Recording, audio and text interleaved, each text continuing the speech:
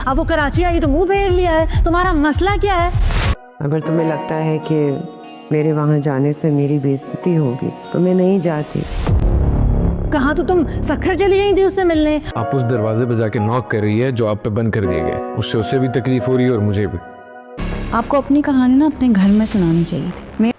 जिस तरह तुमने अपने राशिद भाई को, मैंने भी मीरान को उस तरह अपने सामने दीवार बना के खड़ा किया।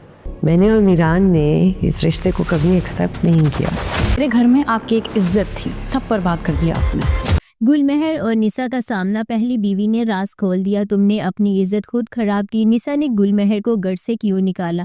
मीर मेरान की पहली बीवी गुलमहर अब उनकी दूसरी शादी करवाने के लिए मैदान में आ चुकी है और गुलमहर चाहती है कि किसी भी कीमत पर निसा की मीर मेरान से शादी हो जाए और वो इस मकसद के लिए निसा के घर भी चली जाती है, लेकिन निसा इससे मिलने से साफ इनकार कर देती है। क्या मीर मेरान और गुलमहर का रिश्ता हो पाएगा और निसा के साथ शादी का क्या होगा? तो दोस्तों, ये एपिसोड मीर मेरान की पहली बीवी गुलमहर की कोशिशों पर मबनी है, जो कि मीर मेरान की दूसरी शादी करवाने के लिए निसा को अपनी असलियत बताने की कोशिश कर रही है। गुलमहर का वाहिद मकसद ये है कि निसा किसी भी हाल में मीर मेरान की बीवी बन जाए।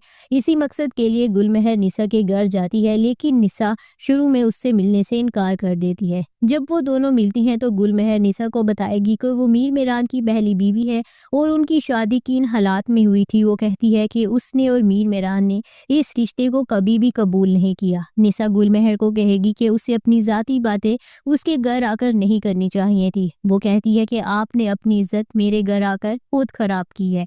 मीर मेरान भी गुलमहर की इस अमल पर नाराज है कि वो बार बार निसा के पास क्यों जा रही है और खुद को जलील करवा रही है।